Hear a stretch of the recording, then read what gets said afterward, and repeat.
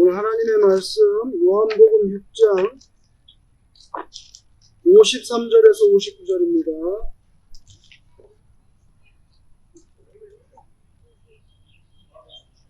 (154페이지) 신약성경 154페이지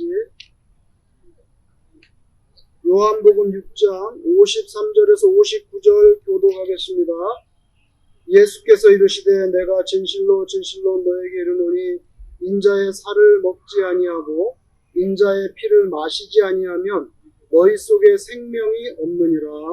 내 살을 먹고 내 피를 마시는 자는 영생을 받았고 마지막 날에 내가 그를 다시 살리리니. 내 살은 참된 양식이요 내 피는 참된 음료로다. 내 살을 먹고 내 피를 마시는 자는 내 안에 거하고 내 안에 거하나니. 살아계신 아버지께서 나를 보내심에 내가 아버지로 말미암아 사는 것 같이 나를 먹는 그 사람도 나로 말미암아 살리라.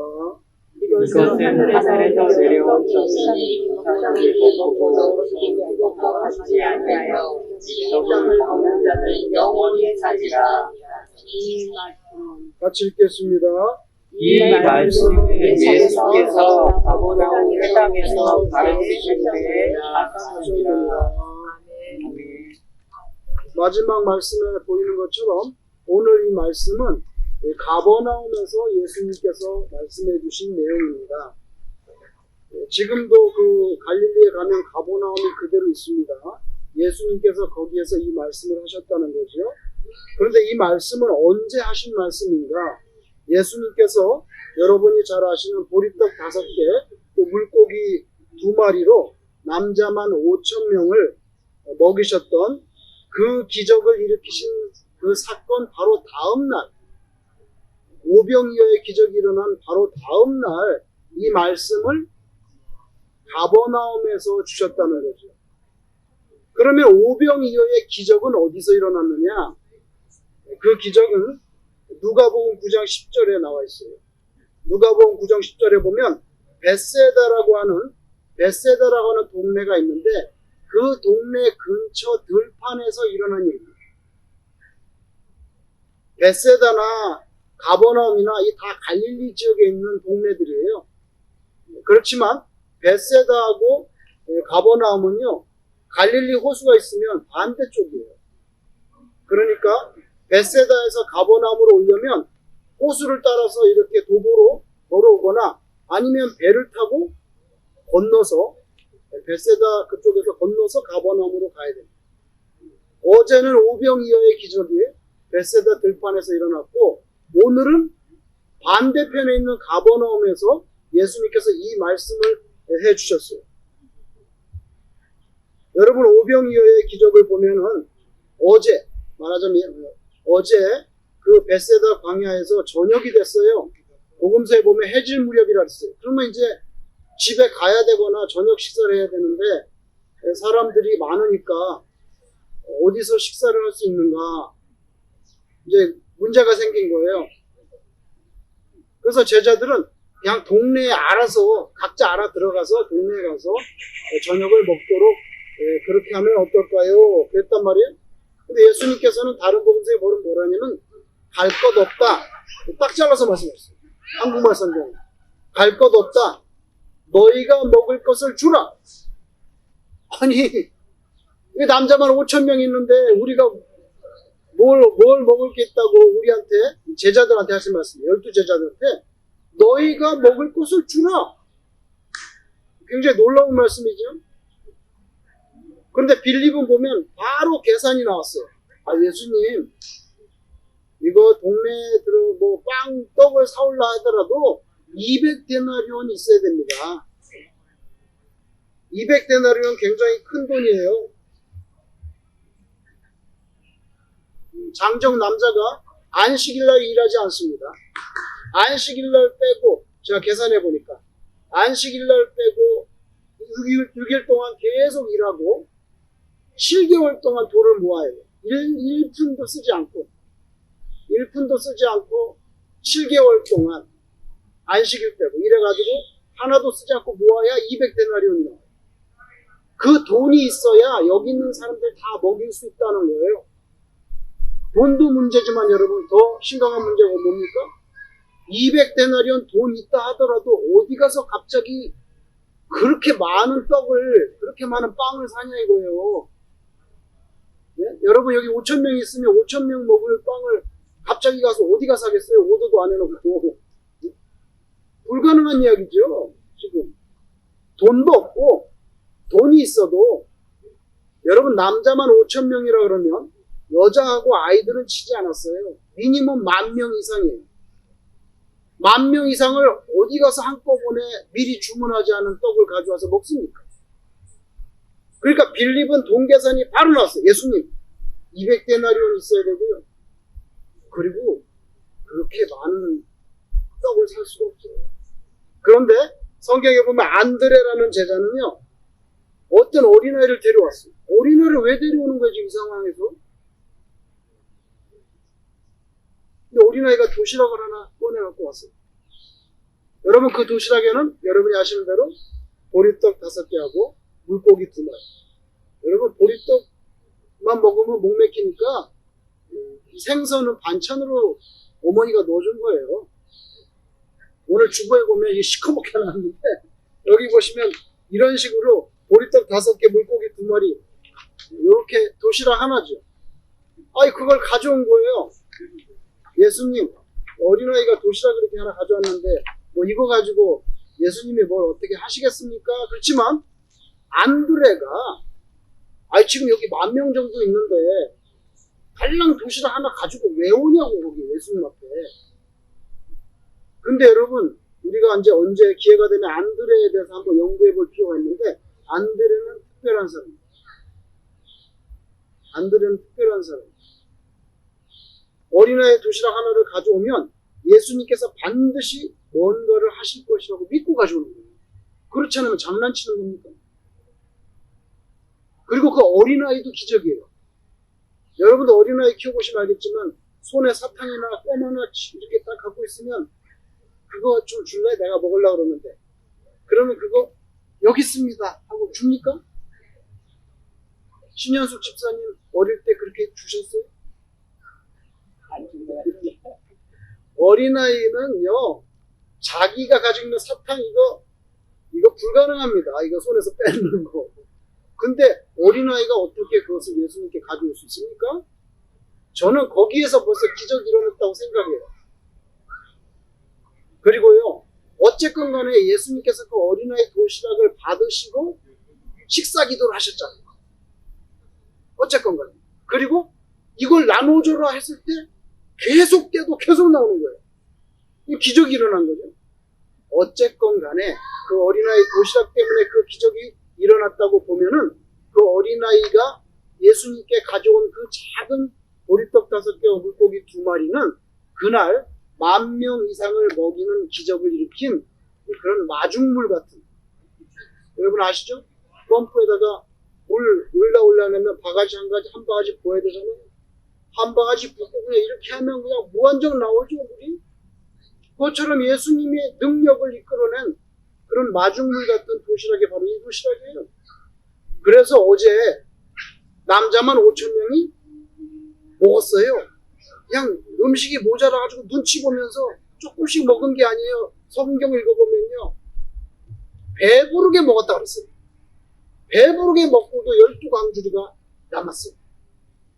그런 기적이 어제 일어났단 말이에요. 근데 복음서에 보면 그 기적이 일어난 때가 언제인 줄 아세요? 6월절이 다가오는 때라 했어요. 6월절. 여러분 6월절이 뭡니까? 이스라엘이 오래전에 이집트에서 430년 이상 노예로 살다가 해방된, 우리나라로 말하면 8.15 광복절 같은 날이에요. 6월절이. 근데 지금 그 6월절이 다가오고 있는 그런 시점이었어요. 요한복음 6장 12절에 보면 배불리 먹었다고 기록되어 있고요. 요한복음 6장 4절에 보면 6월절이 가까운 때라고 했어요. 그래서 그 사람들이 그걸 얻어먹고 나니까 눈이 번쩍 뜨는 거예요. 눈이 번쩍 뜨이고 머리에 탁 스치는 게 있어요. 그게 뭐예요? 우리 조상들이 옛날에 6월절 지나서 광야로 들어가가지고 농사 짓지 않은 만나를 먹었는데 그건 하늘에서 내려온 하나님이 주신 만나인데 그게 몇 년 동안 내려왔어요? 40년 동안 내려왔어요. 40년 동안. 지금 이 보리떡 5개와 물고기 2마리의 기적은 6월절이 가까운 때 벌어졌어요. 그러니까 이 사람이 번쩍 생각이 든 거예요. 아니 옛날에 모세 시대에 그런 일이 있었다는데 똑같은 일이 벌어진 거예요. 그리고 또 한 가지 이 사람들이 잘 알고 있는 성경 말씀이 있어요. 그 말씀은 모세가 돌아가시기 전에 유언적으로 남겼던 그 예언의 말씀인데 그게 신명기 18장 15절에 모세가 이런 말씀을 했어요.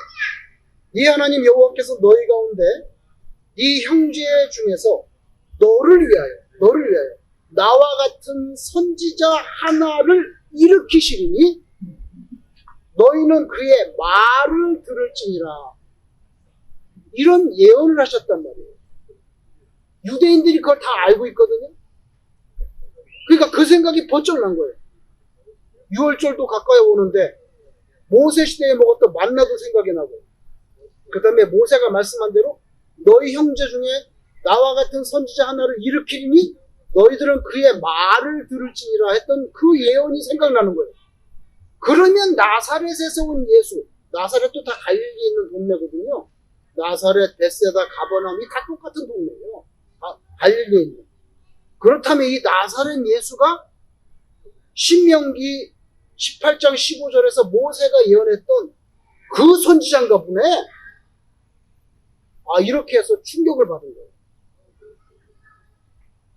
그렇다면은 만약에 그 모세 예언이 맞다면 가장 시급한 게 뭐예요? 이 모세가 예언했던 이 선지자가 나타났는데 이 사람을 잘 신변을 확보해야 돼. 왜냐하면 이 사람이 우리에게 앞으로 떡을 줄 사람이기 때문에 잘 모셔놔야 된다고. 도망 못 가게. 그죠? 그 생각이 번쩍 난 거예요. 근데 그 생각을요 한 사람만 한 게 아니에요. 그날 5,000명의 남자들이 모이는데 다 그런 무언의 그 생각을 해가지고 이 사람을 우리의 킹으로 삼아야 되겠다. 이 사람 우리의 킹으로 삼아야 되겠다. 그래서 예수님을 우리의 킹으로 모시면 그 다음에 어떻게 됩니까? 매일매일 떡을 주게 될 거 아닙니까? 그래서 여러분 이런 일이 있었기 때문에 예수님이 십자가에 못 박힐 때 유대인들이 고소해가지고 예수님 죽였잖아요. 그때 죄패가 뭐라고 그랬어요? 네? 유대인의 왕이. 유대인의 왕. 이거 다 그냥 나온 말 아니거든요. 네? 요한복음에 보면 사람들이 떡을 한번 얻어먹고 눈이 뒤집혀가지고 이 사람을 임금 왕으로 삼으면 매일매일 떡을 줄 거 아니냐고. 그래서 예수님을 잡아서 왕으로 삼으려고 했어요. 그걸 예수님이 아시고 그 오병이의 사건이 끝난 다음에 제자들은 성경에 보면 급히 배를 타고 너희들은 먼저 가라. 그래서 배를 타고 어디로 갔어요? 가버나움으로 갔어요. 예수님은 어디로 가셨어요? 산으로 올라가셨어요. 기도하시려고. 그렇죠? 그랬을 때 그 밤에 또 풍랑이 일어가지고 예수님이 또 오셨죠. 이런 사건이 있었거든요. 여러분, 그래서 그 다음날 다 제자들하고 예수님 어디에 계셨어요? 가버나움에 계셨답니다. 가버나움에 계셨다. 그래서 성경에 보면 예수님을 잡아서 임금으로 삼으려고 했다고 성경에 그렇게 나옵니다. 그래서 사실은 제자들도 빨리 보내고 예수님은 산으로 가버리셨어요. 기도하려고. 그건 사실은 도망친 거예요. 왜? 예수님을 킹으로 자꾸만 모시려고 그러니까 예수님 킹하러 온 게 아니거든요.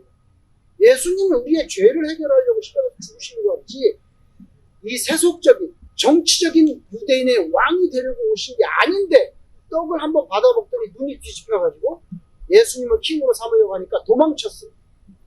사실은 예수님이 도망친 거죠.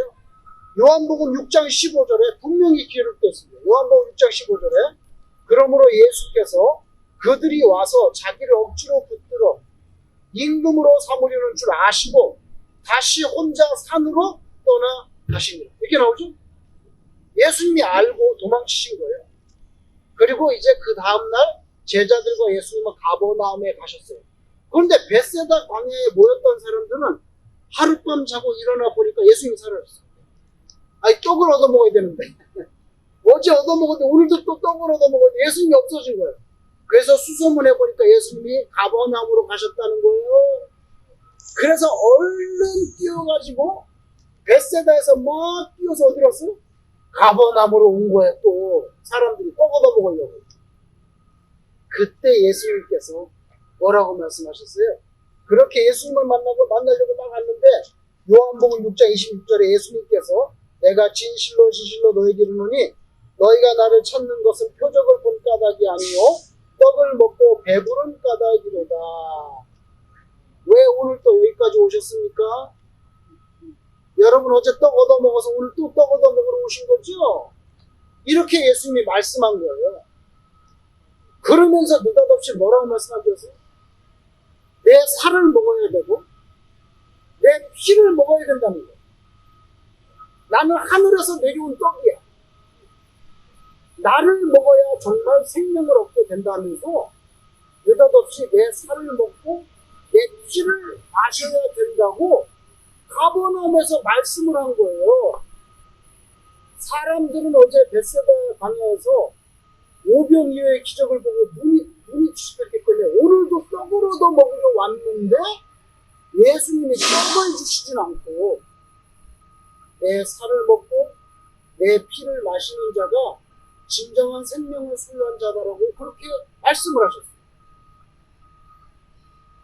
그러니까 벳세다 광야에서 어제 떡 얻어 먹고 오늘 찾아온 사람들이 너무 놀란 거예요.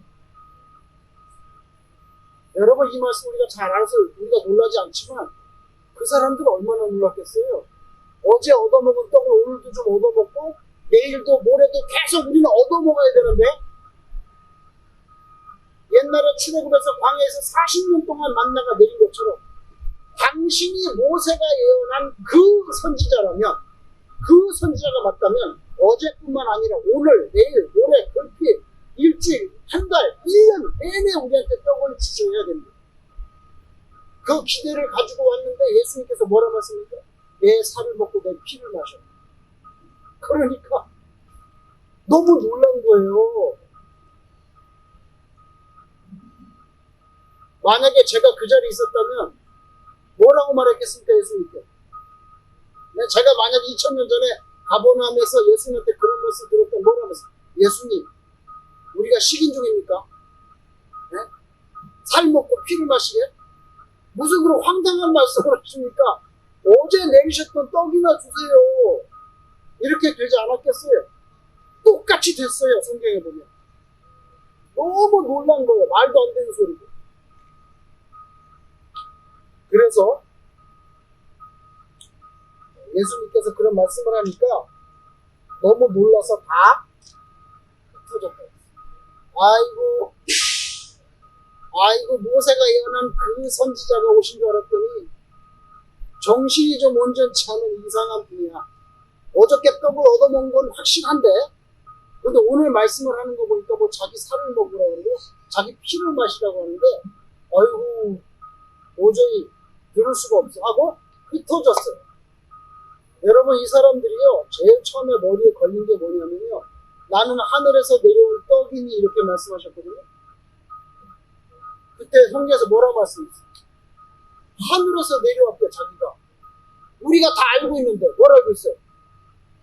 나사렛 동네 요셉의 아들이잖아. 나사렛 동네 요셉 목수의 아들인 거 우리가 다 알고 있는데 무슨 뻥을 치냐고.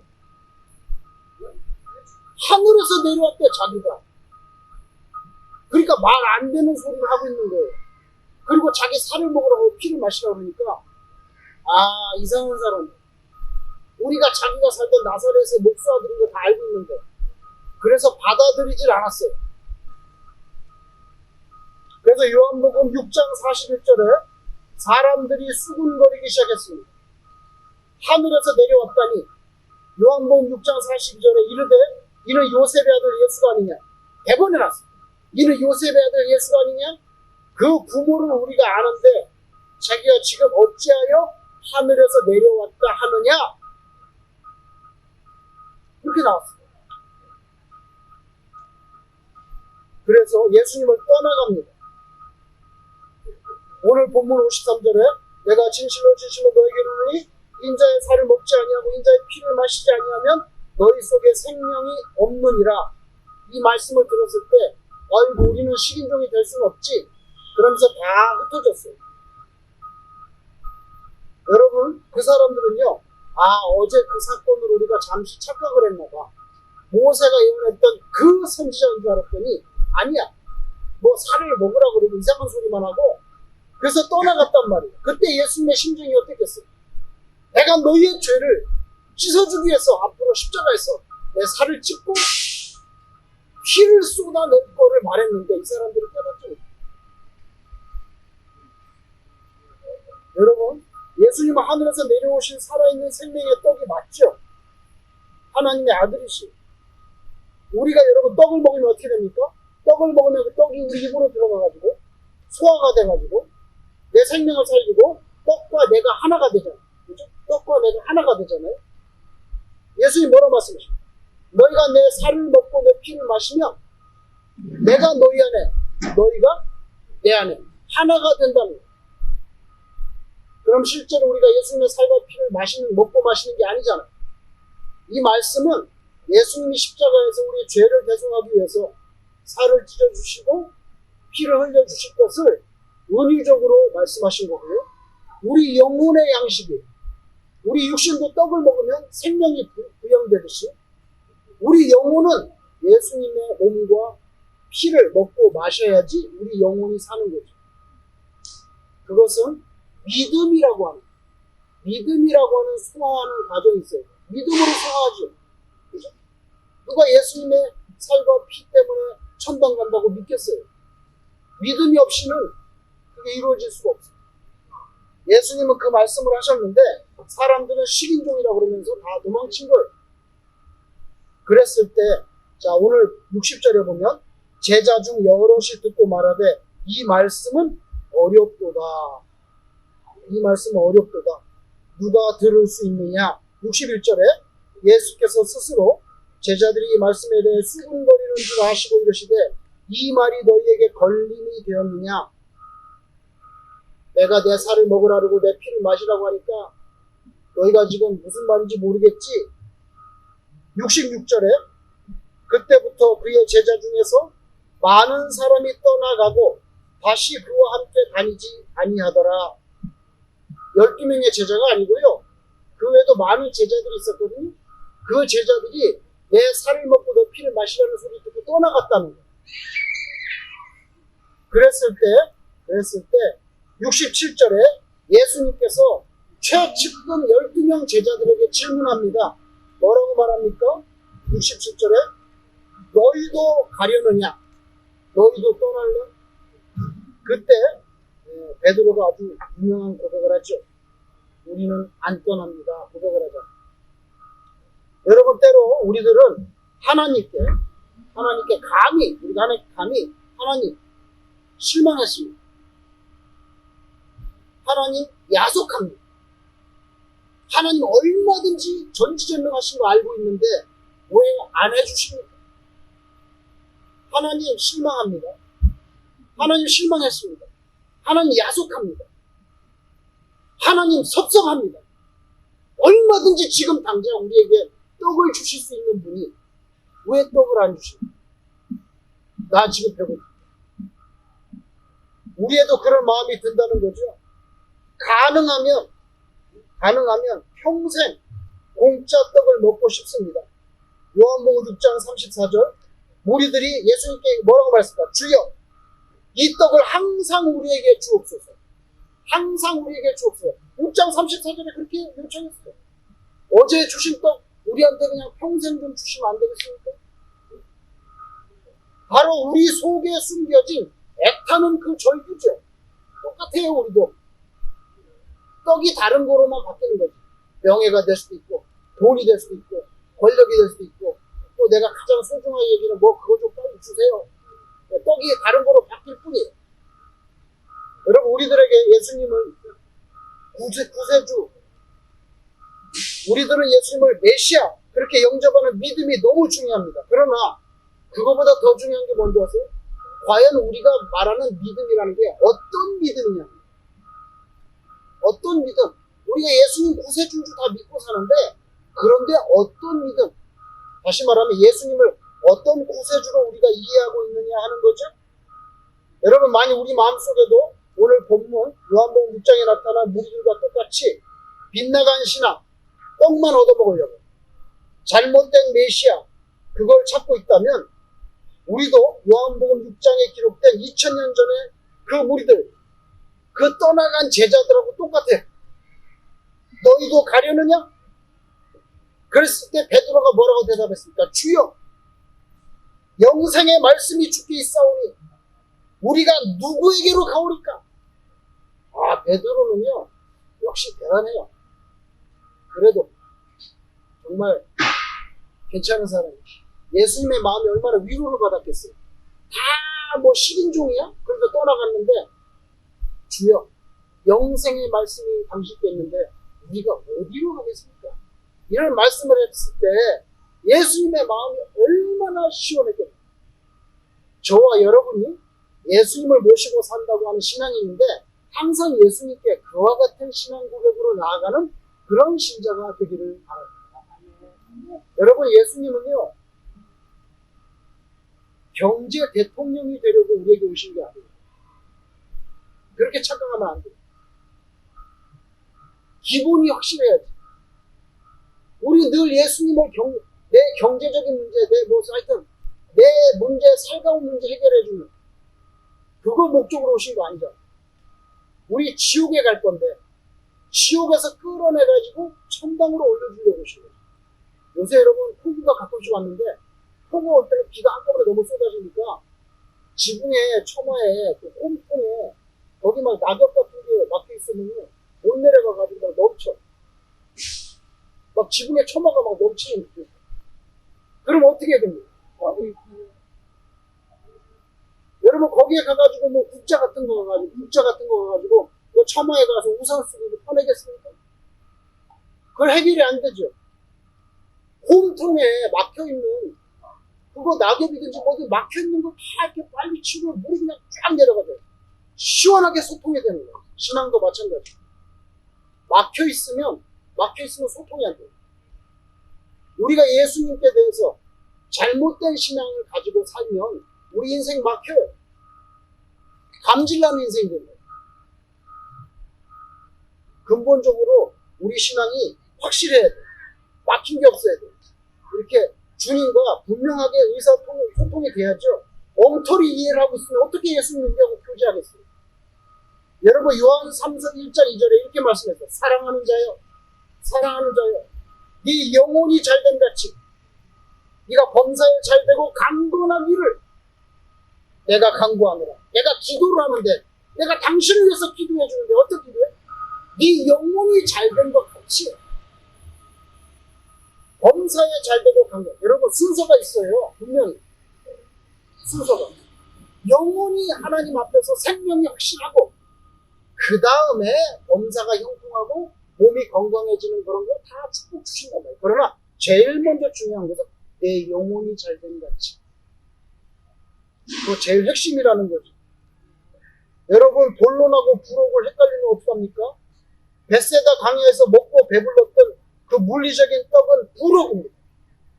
필요에 의해서 주님께서 긴급하게 베풀어 주신, 이건 말하자면 외연적인 그런 은총이에요. 지금도 우리에게 그렇게 해줄 수가 있고 얼마든지 해주시고 자주 그런 경험하잖아요. 여러분 삶 속에서 저는 여러 번 경험합니다.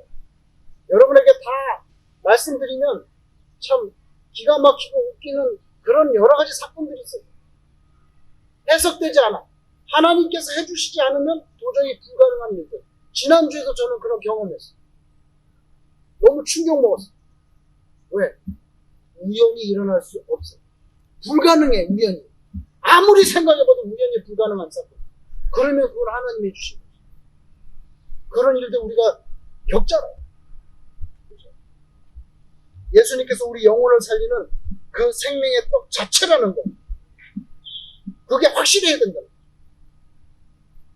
여러분, 그분의 살과 피를 먹고 마신다는 거, 결국 그분과 내가 하나가 된다는 건데, 예수님이 나의 죄를 대속하시기 위해서 살을 찢어주시고 거룩한 피를 쏟아주셨으니 그 신비한 구원의 진리가 내 삶과 영혼에 그대로 들어와서 나를 살린다는 것. 그거를 분명히 붙잡고 살아야죠. 사람이 떡으로만 살 것이 아니요 살아계신 하나님의 말씀으로 산다고 하셨는데, 하나님의 말씀으로 산다? 그게 뭐야? 하나님의 말씀은 기록된 성경 말씀이죠. 그래서 예수님께서 사람이 떡으로만 살 것이 아니요 하나님의 입에서 나오는 말씀으로 산다 했을 때 그 뭡니까? 우리는 하나님의 말씀을 먹고 산다는 뜻이 됩니다. 그런데 또 한 가지, 요한복음 1장에서 뭐라고 말씀입니까? 요한복음 1장 14절에 말씀이 뭐가 돼요? 육신이 돼요. 우리 가운데 거하셨다는 거예요. 그게 누구예요? 예수님이잖아요. 그래서 예수님께서 사람이 떡으로만 살 것이 아니요 하나님의 입에서 나오는 말씀으로 산다 했을 때 그 말씀은 성경 말씀이기도 하지만 그 말씀이 곧 누구예요? 예수님이에요. 우리는 예수님을 먹고 마심으로 산다는 거죠. 믿음으로 예수님의 십자가 사건을 받아들임으로 우리 영혼이 영생에 이르게 되는 거죠. 여러분, 이 진리를 깨닫고 언제나 예수님께서 내 영혼을 살리려고 그 고난을 받으시고 죽으시고 또 3일 만에 부활하셨고, 그 한 가지만 생각해도 얼마나 감사하냐. 얼마나 감사하냐. 그 참 생명의 떡, 그 떡에 대한 감사가 저와 여러분의 식어지지 않기를 주님 이름으로 축원합니다. 기도하겠습니다.